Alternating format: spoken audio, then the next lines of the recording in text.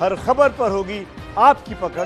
Download कीजिए ABP live app. स्वागत है आपका एबीपी न्यूज में। आपके साथ मैं हूं अखिलेश आनंद। क्या कानपुर हत्याकांड में पुलिस वालों की वजह से 8 पुलिस वालों की जान गई? क्या पुलिस वालों ने ही मुखबिरी की? आज सबसे गर्म बहस में इसी पर चर्चा होगी। कानपुर की घटना को लेकर कई सवाल खड़े हुए हैं। जिस तरीके से वहां पर 8 पुलिस वालों की जान चली गई, सवाल यह भी, बिना किसी मुखबिरी के क्या ऐसा हो सकता है? ऐसे में अब पुलिस सवालों के घेरे में है। पुलिस ने धावा भी बोला और कुछ पुलिस वाले मुखबिरी भी कर रहे थे। सवाल यह कि क्या नरसंहार की तैयारी पहले हो चुकी थी कानपुर में?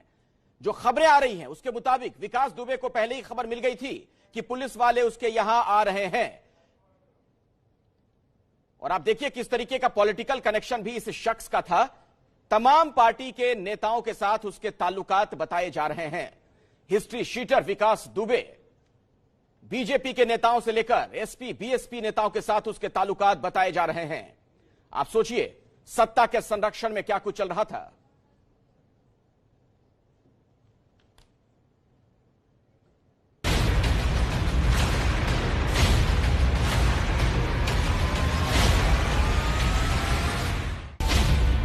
विकास दुबे को किसने बताया पुलिस आने वाली है?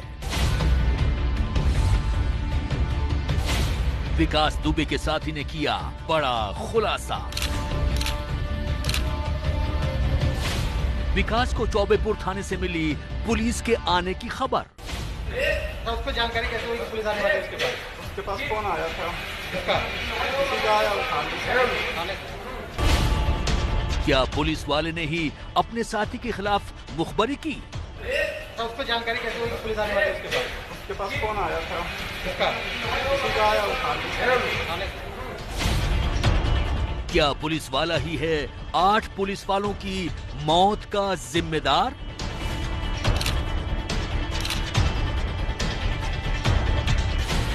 विकास दुबे की कॉल डिटेल ने खोले कई बड़े राज।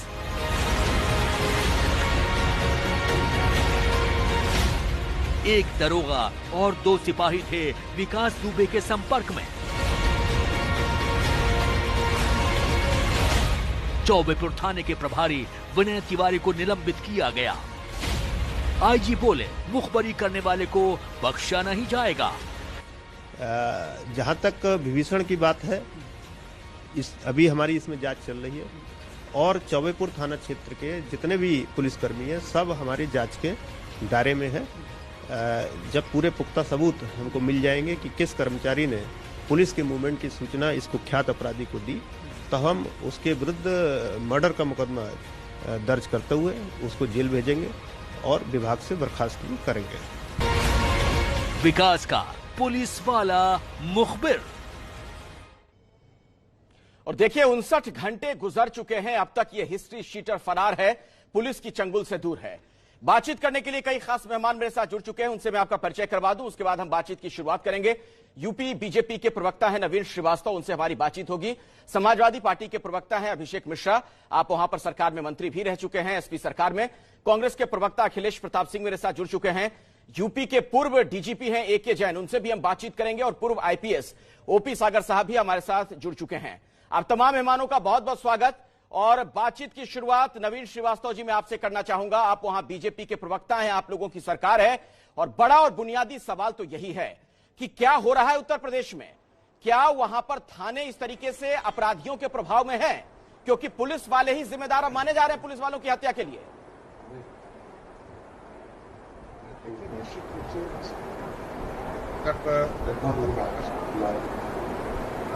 स्पष्ट है कि किसी ने विभीषण का रोल अदा किया, जिसके वजह से हमारे बहादुर जवानों को शहादत देनी पड़ी। और उसमें एसओ चौबेपुर विनय तिवारी जो प्रथम दृष्टिया के संदेह घेरे में है, उनको निलंबित किया गया है। उनसे यूपी एसटीएफ पूछताछ भी कर रही है। और जैसा अभी आपने दिखाया कि आईजी कानपुर ने ये कहा कि थाने के जितने भी कर्मचारी हैं वो सभी सबके घेरे में है और जांच चल रही है। जो भी इसकी संलिप्तता पाई जाएगी उसके खिलाफ मर्डर का केस भी चलाया जाएगा। आपने एक बड़ा बुनियादी प्रश्न पूछा, थानों के विषय में पूछा कि थानों में क्या अपराधियों की इस प्रकार से घुसपैठ है। निश्चित रूप से मैं 1-2 चीजें बता चाहूंगा। जब उत्तर प्रदेश के विषय में बहुत गंभीर चर्चा हो रही है, आप याद करिए आज से हमारी सरकार बनने के पहले उत्तर प्रदेश में जितनी भर्तियां होती थी, चाहे सिपाही की हो, चाहे दरोगा की हो, चाहे यहाँ तक कि डिप्टी एसपी तक की जो यूपीपीसीएस होती है, इसके लिए उच्च न्यायालय इलाहाबाद को यह कहना पड़ा कि ये सारे भर्ती आयोग एक जाति विशेष के हो गए हैं और ये पर्याप्त भ्रष्टाचार की सीबीआई जांच कराई जाए।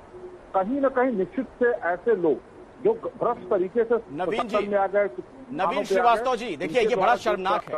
आप जो सवाल पूछ रहे हैं मैं पूछूंगा, समाजवादी पार्टी की सरकार की तरफ इशारा है, मैं सपा के प्रवक्ता से सवाल पूछूंगा, लेकिन आप लोगों की जिम्मेदारी बन रही है, क्या वही चीजें अभी भी चली आ रही हैं? क्या आप ये कहना चाह रहे हैं मुझे? कई साल हो गए उत्तर प्रदेश में आप लोगों को सरकार में। मैं एक बात कहना चाहूंगा। देखिए, जब 2017 में उत्तर प्रदेश में माननीय योगी आदित्यनाथ जी के नेतृत्व में भारतीय जनता पार्टी की सरकार बनी तो हमारी सर्वोच्च प्राथमिकता थी कानून व्यवस्था को ठीक करना। कहाँ ठीक कर पाए सर? कानून व्यवस्था को ठीक करना आपकी प्राथमिकता थी, हो सकता है कई फ्रंट पर आप लोगों ने काम किया भी हो, लेकिन ये कानपुर की घटना बहुत बड़ा सवाल है। इस पर आप सोचिए भला कि पुलिस वाले मुखबिरी कर रहे थे एक हिस्ट्री शीटर के लिए और 8 लोगों की जान चली गई, 8 पुलिस वालों की जान। कभी आपको याद आता है उत्तर प्रदेश में ऐसा कुछ हुआ? जरा आप सुन ले जरा सा। देखिए, हमने उत्तर प्रदेश विधानसभा में यूपी कोका एक्ट हम ले आए। क्यों लाए यूपी कोका एक्ट? इसमें 2 विशेष प्रावधान थे। पहला ये था कि जो अपराधी इस प्रकार के संगठित अपराधी उनके खिलाफ जो है स्पेशल कोर्ट बना के ट्रायल किया।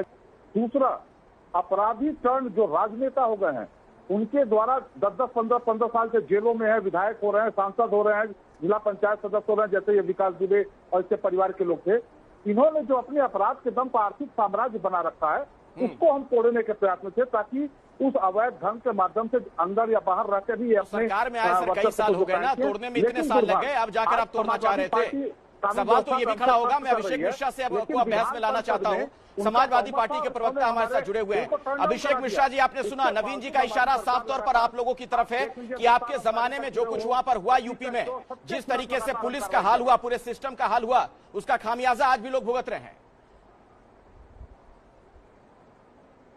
देखिए अभिषेक जी, सबसे पहले तो जो उन्होंने फैक्ट प्रस्तुत किया कोर्ट के बाद पे वो 100% गलत है, फैक्चुअली इनकरेक्ट है। अगर वो ऐसा आदेश दिखा दें तो इनके पास अगर आदेश की कॉपी हो तो आज दिखा दे, मैं मान जाऊंगा, वरना इनको अपने शब्द वापस लेने चाहिए। आज तक कभी कोर्ट ने उत्तर प्रदेश सरकार के, मुझे लगता है किसी पार्टी की किसी भी सरकार के खिलाफ हिंदुस्तान में कहीं ऐसा ऑब्जर्वेशन, कहीं ऐसा स्ट्रिक्चर नहीं पास किया। तो सबसे पहली चीज तो मैं ये निवेदन करना चाहूंगा कि असत्य बात न रखा करें सामने, जहां पूरा उत्तर प्रदेश आज देख रहा है। आज 4 साल से सरकार चला रहे हैं और ये आज पिछली सरकारों का ही रोना रो रहे हैं। ये तो अच्छा है, नवीन जी को मैं धन्यवाद दूंगा कि ये सिर्फ हमारी सरकार तक गए, क्योंकि उससे पहले जाते तो इनकी भी सरकार मिल जाती, उससे और पहले जाते। मैंने देखा है हिंदुस्तान में एक नेता है जो बात शुरू करते ही है कांग्रेस से, वो पंडित जवाहरलाल नेहरू से इतिहास खींचते हैं और अपनी चर्चा लाते ही नहीं, वहीं पे खत्म भी कर देते हैं। तो इन्होंने भी आज नवीन जी ने यही किया। बहुत ही दुख का विषय है उत्तर प्रदेश में आज दुख का विषय तो है अभिषेक मिश्रा जी, अभिषेक मिश्रा जी, दुख का विषय तो है, लेकिन ईमानदारी के साथ आप भी स्वीकार कीजिए, आत्ममंथन कीजिए। अभी तो चलिए ये कार्रवाई हुई, जो कुछ हुआ बहुत दुखद है। आप लोग भी तो सत्ता में रहे, क्या किया ऐसे क्रिमिनल्स के खिलाफ आपने? ये आज नहीं बना है विकास दुबे, ये कई सालों में विकास दुबे बनते हैं इस तरह के लोग और सिस्टम में पाले जाते हैं ऐसे लोग। पिछली सरकार में और अभी भी समाजवादी नवीन जी, मैं बताता हूं विकास दुबे कब बना, मैं बताता हूं विकास दुबे कब बना। विकास दुबे जब पिछली बार उत्तर प्रदेश में बीजेपी की सरकार थी, गंभीर से इन्होंने पास क्यों नहीं? या तो अपने चुप, बारी बारी से बोलिए, 1 मिनट सर, बारी बारी से। नवीन जी 1 मिनट रुक जाइए, मुझे अखिलेश जी के पास भी जाना है, पहले बोलने दीजिए अभिषेक जी को। अभिषेक मिश्रा जी जल्दी बोल जी। तो मैं आज की तारीख में जो ये इन्होंने यूपी एसटीएफ ने मार्च में एक लिस्ट जारी की थी 25 लोगों की, जो कि उन्होंने कहा था कि सबसे खतरनाक लोग हैं, उसमें विकास दुबे का नाम नहीं था। बीजेपी की सरकार की मैं आपको सच्चाई बताऊं, इससे पहले विकास दुबे ने जब इतनी बड़ी घटना की थी तो बीजेपी, सर आप अपनी बात बताइए ना, बीजेपी ने क्या किया? मैं सवाल पूछ लूंगा अभिषेक जी, 1 मिनट। सर मेरा सवाल या तो आप सुन नहीं पा रहे हैं या आप सिलेक्टिव होकर जवाब देना चाह रहे हैं। नहीं अभिषेक जी, तो इसलिए मैं पूछूंगा, मैं कह रहा हूं कि बीजेपी को जवाब देना पड़ेगा इसका, लेकिन आप भी तो जवाब दीजिए। 5 साल आप लोग जो सत्ता में रहे, इसके पहले क्या किया आप लोगों ने? आपने विकास दुबे जैसे लोग सलाखों के पीछे क्यों नहीं पहुंचे? लगातार सरकार चलाई। मैं आपको बताता हूं हमने क्या किया। हमने डायल डायल 100 की व्यवस्था हमने बनाई, 1090 की हमने बनाई, पुलिस को रिसोर्स हमने दिया, डीजीपी हेडक्वार्टर आज जिसमें बैठते हैं वो हमने बनाया, आज जिस गाड़ियों में चलते हैं वो हमने दी। आज तक जितना बड़ा रिसोर्स कमिटमेंट समाजवादी पार्टी ने किया, किसी ने नहीं किया। सेंट्रलाइज विकास दुबे पर आप अपनी बात कह रहे हैं, जो सेंट्रलाइज विकास दुबे जैसे लोगों के खिलाफ आप लोगों ने क्या कार्रवाई की? विकास दुबे जो बाहर निकले वो जज की मदद उससे निकले थे, जुडिशरी के आदेश से निकले थे, बाकी उनकी हिम्मत नहीं पड़ी समाजवादी सरकार में घटना करने की। समाजवादी सरकार में उन्होंने हिम्मत नहीं की घटना करने की, उनको पता था कि हमारे साथ सरकार भाग्य कांग्रेस महकमे में रह चुके हैं। आज उन्होंने पहली घटना अखिलेश प्रताप सिंह जी, ये घटना क्या बताती है उत्तर प्रदेश की घटना? और सबसे ज्यादा जो चौंकाने वाली बात है जिसका हम बार बार जिक्र कर रहे हैं इस बहस में, कि पुलिस वालों की मुखबिरी की वजह से इतनी बड़ी घटना घट गई है। यानी अपराधी क्या थाने को इस तरीके से अपने प्रभाव में ले चुके हैं?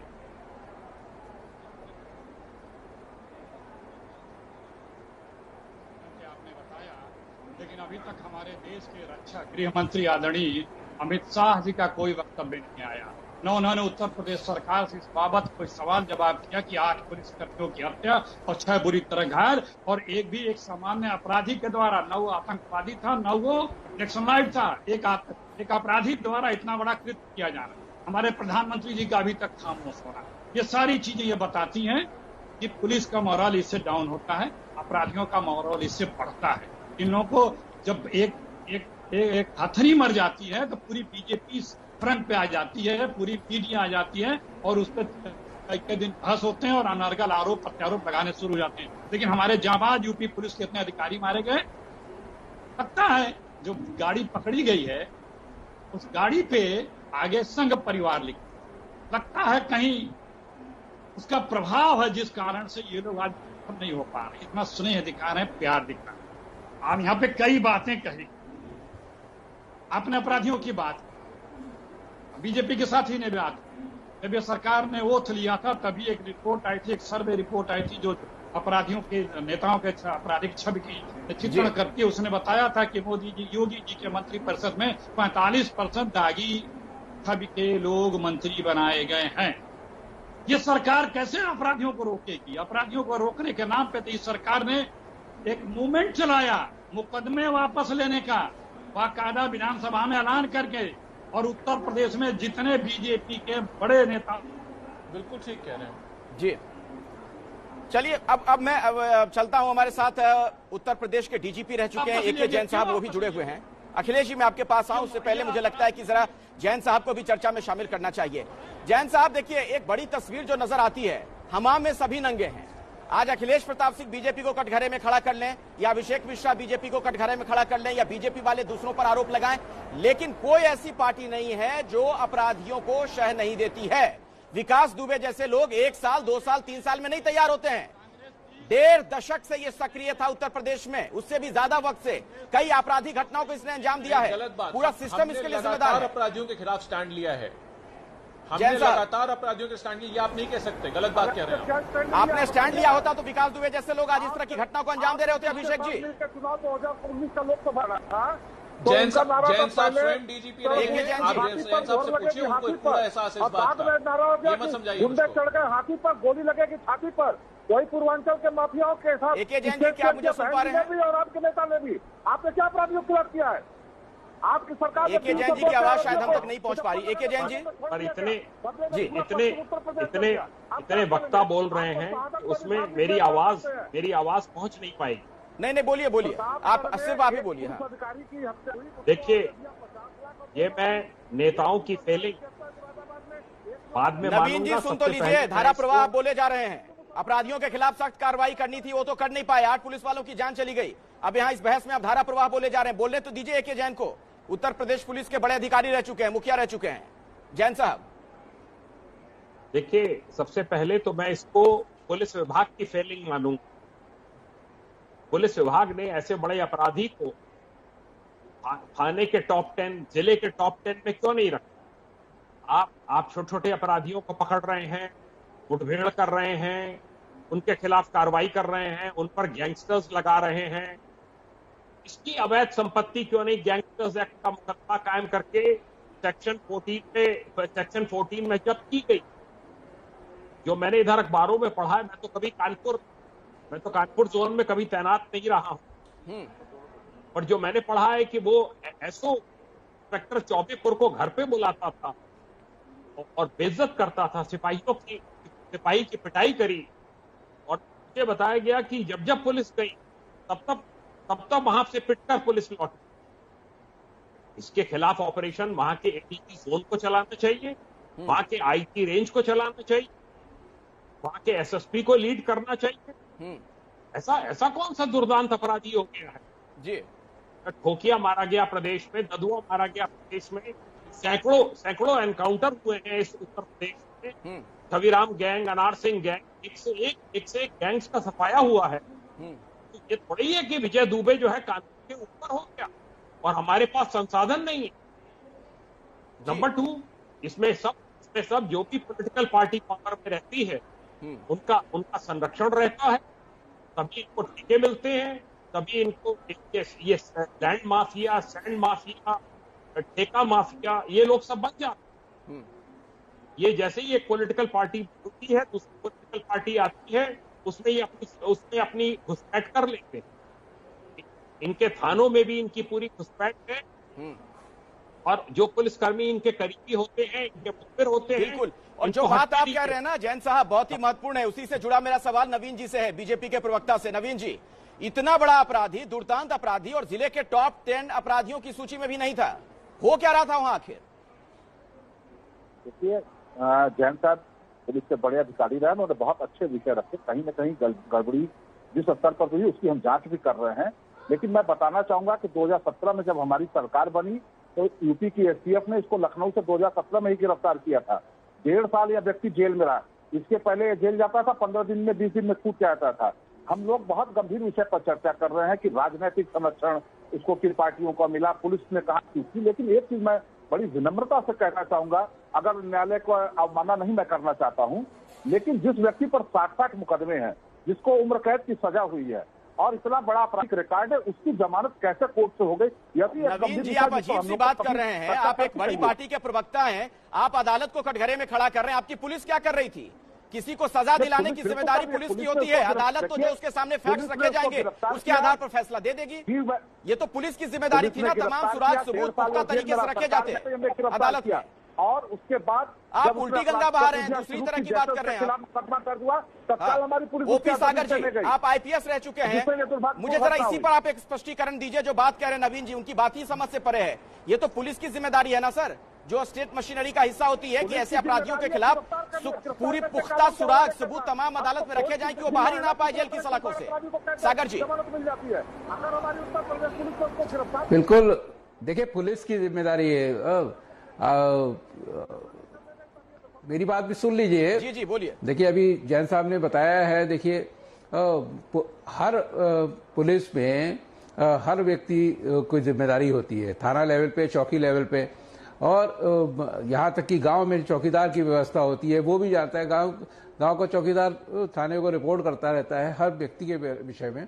इतना बड़ा अपराधी तो तभी बन सकता है जबकि उसका हर जगह घुसपैठ रही हो, हर जगह पैठ रही हो, और हर जगह जो है वो सबसे संपर्क में रहता हो।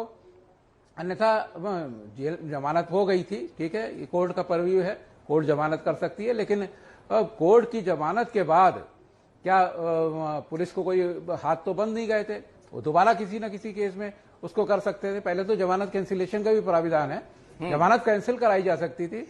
फिर और तमाम उसके बाद के अपराध हैं, उन अपराधों में भी उसको जो है बुक किया जा सकता था। तो ये कहीं ना कहीं चूक है, कहीं ना कहीं उसके प्रति नरमी भी दिखाई गई है। वो स्थानीय स्तर पे हो सकता है कि वो जो बताया गया है। एक मिनट मैं चाहूंगा थोड़ा ओपी सागर जी आप ये साफ करें, ये जो नरमी हमने देखी है, क्या सिर्फ इस सरकार में आपको ये नरमी नजर आ रही है, या पिछले कई सालों से कई सरकारों में इसी तरीके के हालात रहे हैं? अपराधियों को राजनीतिक संरक्षण मिलता रहा है, तमाम पार्टियां अपने अपने हिसाब से, अपनी सहूलियत से इनका इस्तेमाल करती रही हैं।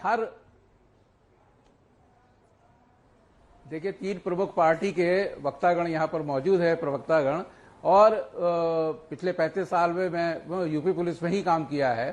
तो इसमें हमें तो हर पार्टी का जो है अपने अपने क्षेत्र, जब भी उसका प्रभाव रहा है, सरकार में रहे हैं तो प्रभाव और बढ़ जाता है, तो वो जरूर संरक्षण देते हैं। और ये संरक्षण देने की प्रथा इतनी खराब है कि ये पीढ़ी दर पीढ़ी चलती चली आ रही है। हर सरकार में ये हो रहा है। किसी एक सरकार का मैं दोषारोपण नहीं कर सकता।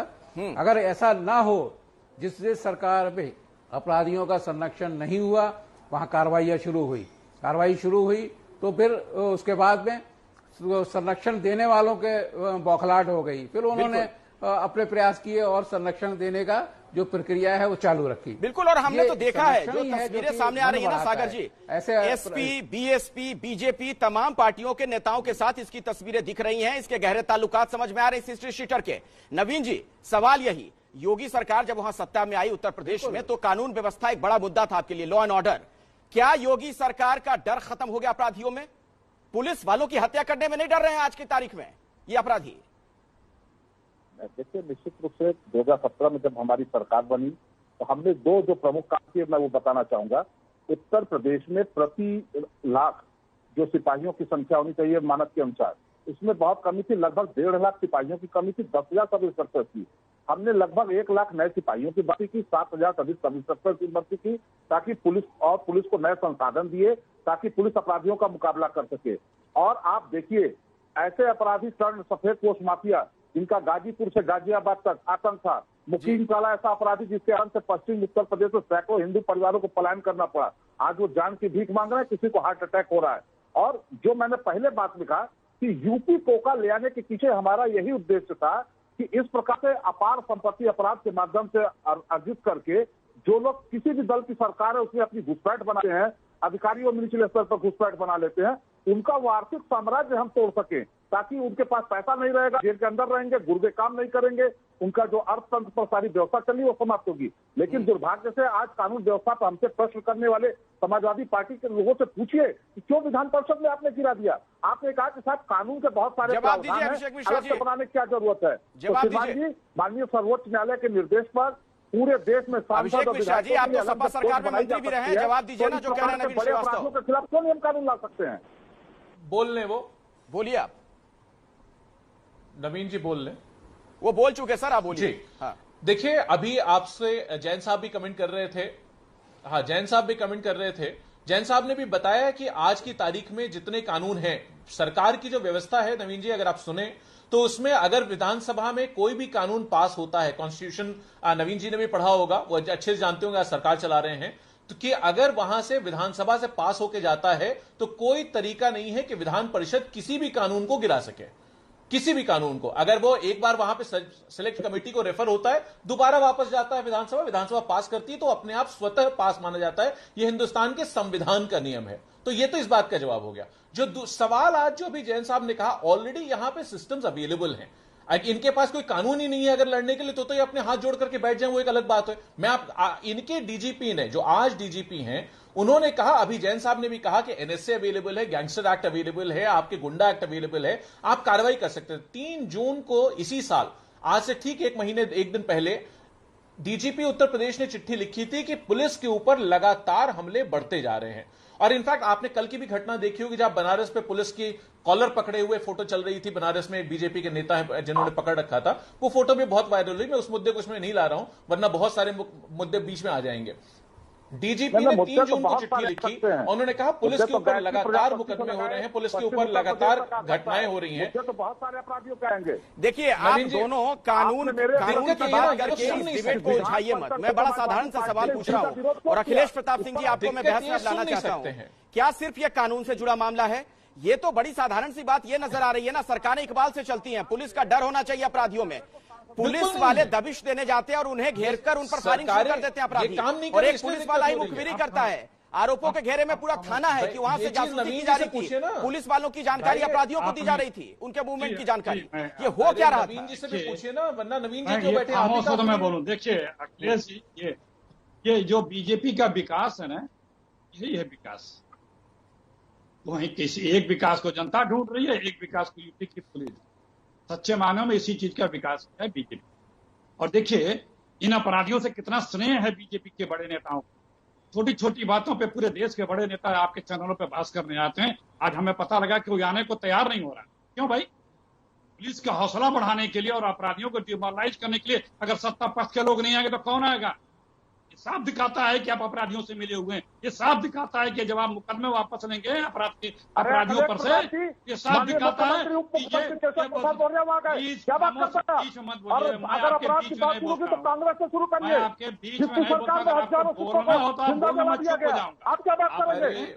मेरठ बल्लेला भागलपुरा सब हजारों देखिए, ये बड़ी हैरानी की बात है कि इतनी बड़ी घटना घट गई है और आप लोग अभी भी तू मैं में उलझे हुए हैं। सवालों के घेरे में तमाम सरकारें हैं, पूर्व में जितनी सरकारें रही हैं, क्योंकि इस हिस्ट्री शीटर के संबंध एसपी के नेताओं के साथ भी बताए जा रहे हैं, बीएसपी के नेताओं के साथ भी और बीजेपी के नेताओं के साथ भी। तो जो लोग सत्ता में बैठे हैं वही ऐसे सपोलों को पालते रहे हैं। उत्तर प्रदेश में जब बीजेपी की सरकार बनी तो एक बड़ा मुद्दा था लॉ एंड ऑर्डर, एक बड़ा मसला था जिसके आधार पर जनता ने वोट दिया। मुख्यमंत्री योगी आदित्यनाथ ने यह दावा किया था कि यूपी से अपराध को छोड़ दें या फिर उत्तर प्रदेश से छोड़कर चले जाएं। सवाल कई हैं ऐसे में कि अब यूपी में क्या हो रहा है, इस तरह की जो घटनाएं हो रही हैं, तो क्या सरकार के इकबाल को लेकर सवाल नहीं खड़े हो जाएंगे? हम आपको सीधे लिए चलते हैं एके जैन के पास। हमारे साथ उत्तर प्रदेश के डीजीपी रह चुके एके जैन साहब जुड़े हुए हैं। एके जैन जी, बड़ा सीधा सा सवाल है और मैं चाहूंगा सीधा जवाब दीजिएगा। आपको क्या लगता है, खासतौर पर कानपुर की घटना की अगर हम बात करें तो इसके लिए पुलिस सिस्टम को आप जिम्मेदार मानते हैं या फिर पॉलिटिकल सिस्टम को? दोनों जिम्मेदार हैं। ये पुलिस का सिस्टम भी जिम्मेदार है।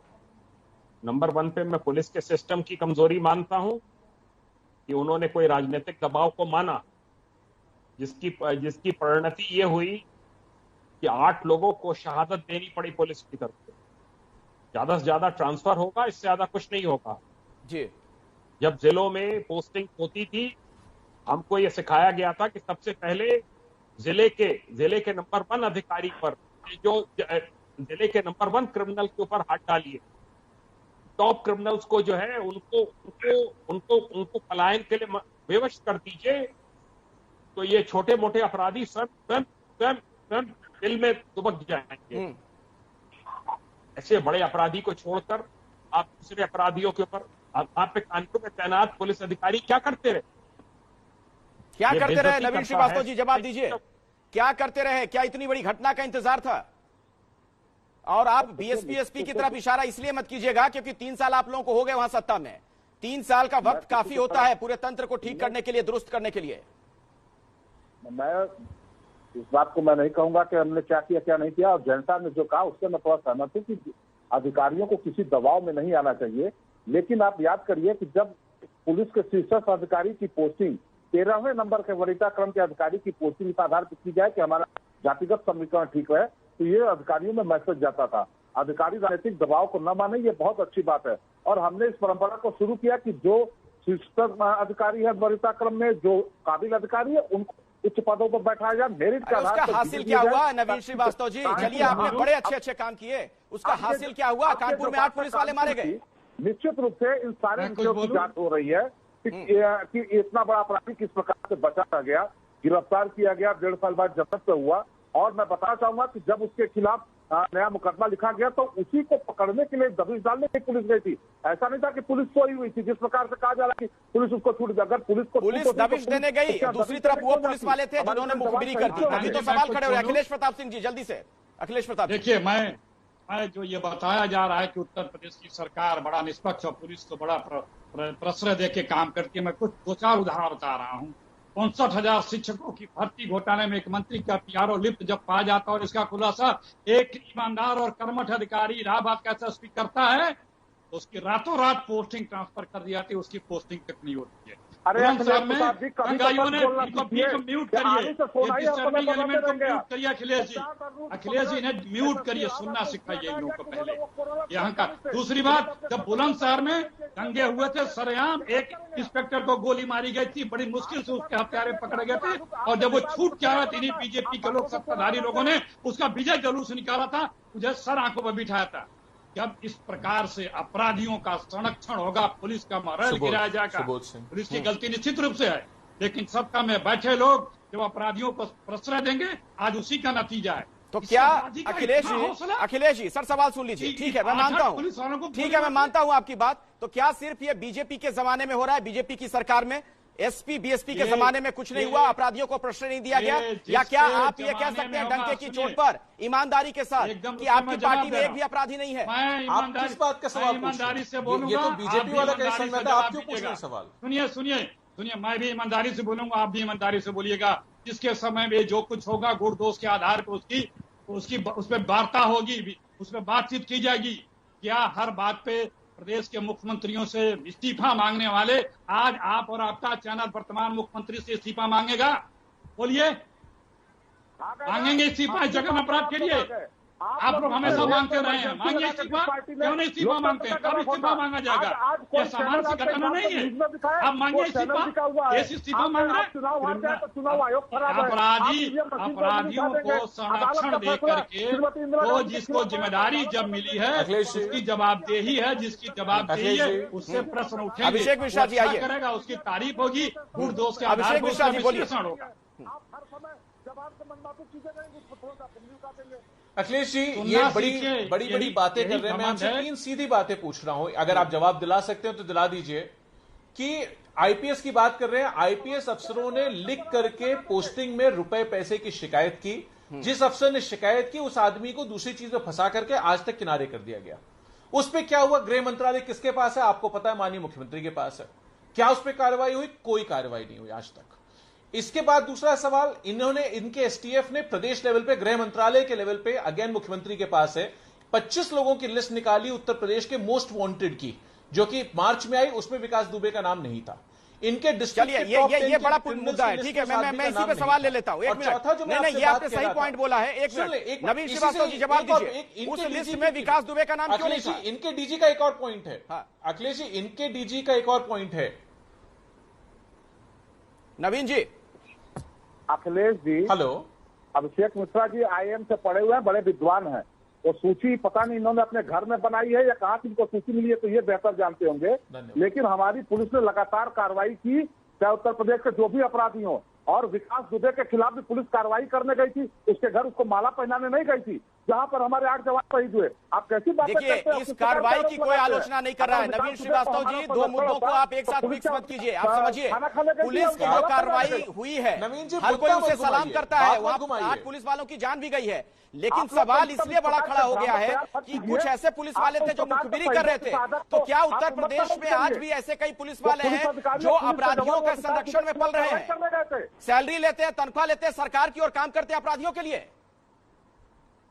ये एक गंभीर विषय है, इसकी जांच भी हो रही है और इसको बहुत गंभीरता से जो जिस पर संदेह था उसको निलंबित करके उसको हिरासत में लेके एसटीएफ पूछताछ कर रही है, बाकी सारे लोग भी। और जो एक प्रश्न बार बार आ रहा है कि कैसे वो इतने दिन बचा रहा, मैं फिर से बताना चाहूंगा, गिरफ्तारी के बाद वो भूमिका जब वो अपने यहाँ रहने लगा तब पुलिस को जकार हुई, पुलिस छापा मारने गई और उसमें ये दुर्घट घटना हुई। और यह कहना कि अगर किसी का संरक्षण उसको था सत्ताधारी दल का, तो पुलिस वह करने क्या गई थी, इसका जवाब हमको दे दीजिए आप लोग।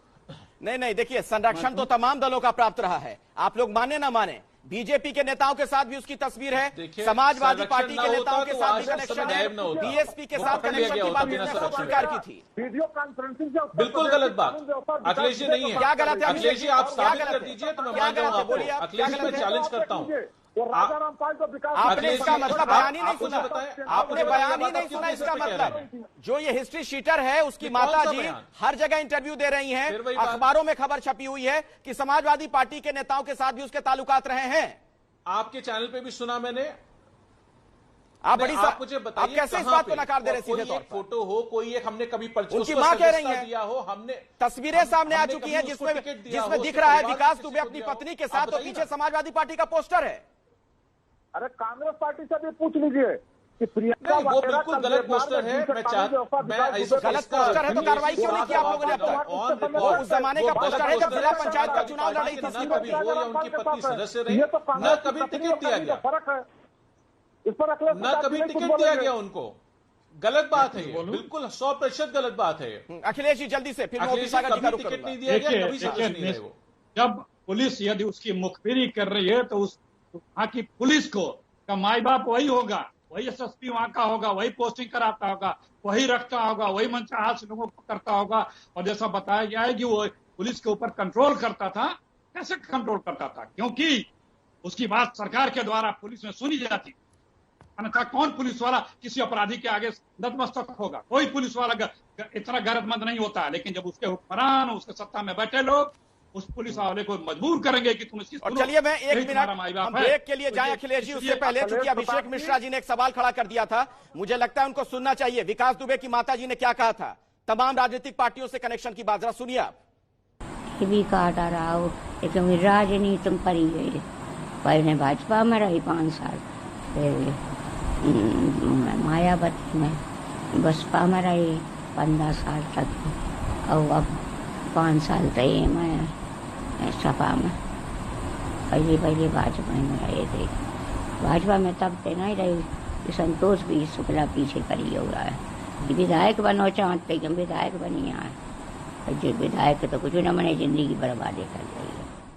और पूरी टाइमलाइन है, माताजी बता रही हैं, विकास दुबे की माताजी को आपने सुना कि 5 साल बीजेपी में, 5 साल समाजवादी पार्टी में और मायावती यानी बीएसपी की पार्टी में 15 साल ये रहा है हिस्ट्री शीटर। और यहां जो हमारे साथ बहस में तमाम राजनीतिक दल के जो नेता हैं एक दूसरे पर आरोप लगा रहे हैं, लेकिन खुद के अंदर झांकने का प्रयास नहीं कर रहे हैं। सत्ता के संरक्षण में पल रहे गुंडे, माफिया, अपराधी, लुटेरे, ये सब के सब मेहरबानी करके तो उत्तर प्रदेश छोड़ करके चले जाएं, और अगर उत्तर प्रदेश में रहेंगे तो फिर उनके लिए 2 जगह होंगी। मुझे लगता है उस जगह कोई भी नहीं जाना चाहेगा, और उसके बारे में तय करने क्या होना है। और सीधा सवाल नवीन श्रीवास्तव जी आपसे है, बीजेपी के आप प्रवक्ता हैं। योगी आदित्यनाथ को आपने सुना, कानपुर की घटना यह बताती है कि ना अपराधी ने अपराध छोड़ा, ना उत्तर प्रदेश छोड़कर गया, बल्कि 8 पुलिस वालों की हत्या हो गई। बोलिए। देखिए, ये आप जो कह रहे हैं ऐसा नहीं है। उत्तर प्रदेश के बड़े बड़े अपराधी उत्तर प्रदेश की जेलों से छोड़ के भाग गए दूसरे प्रदेशों में, और ये विकास दुबे गिरफ्तार किया गया था, जेल गया था, 1.5 साल बाद जेल से छूटा, उत्तर प्रदेश से बाहर था। जब वो वापस लौटा तो पुलिस उसके घर दबिश मारने गई थी, उसको गिरफ्तार करने गई थी, जहां पर यह दुखद घटना हुई। आप इस चीज को क्यों नहीं बोल रहे कि हमारी सरकार में गिरफ्तार हुआ, जेल गया? अगर उसको राजनीतिक संरक्षण था तो क्यों गिरफ्तार होता, क्यों जेल जाता? इसके घर फिर पुलिस। चलिए ओपी सागर जी, लगातार समाज, ओपी सागर जी आप सुन रहे हैं किस मासूमियत से दलील दे रहे हैं नवीन श्रीवास्तव? हाँ बोलिए। नहीं, मैं 50 ऐसे उदाहरण दे सकता हूँ उत्तर प्रदेश के बड़े अपराधियों का, जिन्होंने उत्तर प्रदेश को दिया, उत्तर प्रदेश से तोड़ा। ठीक है, सुन तो लीजिए, ओपी सागर जी को सुन लीजिए। सर, आपको उदाहरण देने की कोई आवश्यकता नहीं है, कानपुर की घटना अपने आप में सब कुछ कह देती है। ओपी सागर जी। नवीन जी देखिए, जी हाँ, मैं ये कहना चाहूंगा, देखिए जो पॉलिटिकल स्पोक्समैन है वो अपनी पार्टी का हक रखे हैं, हमेशा अपने पक्ष में बोलेंगे, लेकिन वास्तविकता पे आइए। देखिए कितनी बड़ी घटना हो गई है, यहाँ पे राजनीति करने की क्या जरूरत है? सरकार है, सरकार को ये जिम्मा लेना भी चाहिए। और इस पे अभी तक क्या कार्रवाई, सब सरकारें कार्रवाई करती रही हैं, ऐसा नहीं है। सभी सरकारों ने पुलिस को संसाधन भी उपलब्ध कराए हैं, भर्तियां भी की हैं, कोई ऐसी अद्वितीय बात नहीं है जो पहले ना हुई हो। लेकिन संरक्षण वाली बात हमेशा चली आ रही है, ये प्रथा इतनी खराब है और ये चलती रहेगी तो फिर ये इसी प्रकार की घटनाएं होती रहेंगी। अभी और बहुत सारी घटनाएं हैं, ये अलग बात है कि इसमें नुकसान बहुत बड़ा हो गया है, लेकिन और भी घटनाएं ऐसी हुई हैं जहां पर कि राजनीतिक संरक्षण के चलते बड़े बड़े अपराधी जो है वो यहाँ पर पनपते रहे हैं। और सवाल तो यही है ना, एके जैन जी, आप तो उत्तर प्रदेश जैसे बड़े राज्य के पुलिस के मुखिया रहे, ये राजनीतिक पार्टियां अगर ना सींचे तो क्या इतने बड़े अपराधी बनेंगे? इतना बड़ा कोई अपराधी तैयार होगा कहीं भी? बन पाएगा? जैन साहब देखिए, मेरा बड़ा स्पष्ट मानना है, कोई बात छुपाता नहीं। योगी जी से बड़ी अपेक्षाएं उत्तर प्रदेश की जनता को है, और जो घटना हुई है इसके क्रम में स्वाभाविक है आलोचना होगी। और मैं जी, तो एके जैन जी से हमारा संपर्क टूट गया, लेकिन एके जैन साहब ने जो बात कही थी उसी के साथ आज की इस बहस को मैं समाप्त करना चाहूंगा कि दरअसल जब ये सरकार आई प्रदेश में, योगी आदित्यनाथ की सरकार, तो जनता की तमाम उम्मीदें थी, और खासतौर पर कानून व्यवस्था के फ्रंट पर। ऐसे में आने वाले दिनों में इस तरीके की व्यवस्था बने, चाक चौबंद सुरक्षा इंतजामात हों कि कोई अपराधी ऐसा दुस्साहस ना करे, हर किसी की यही उम्मीद रहेगी।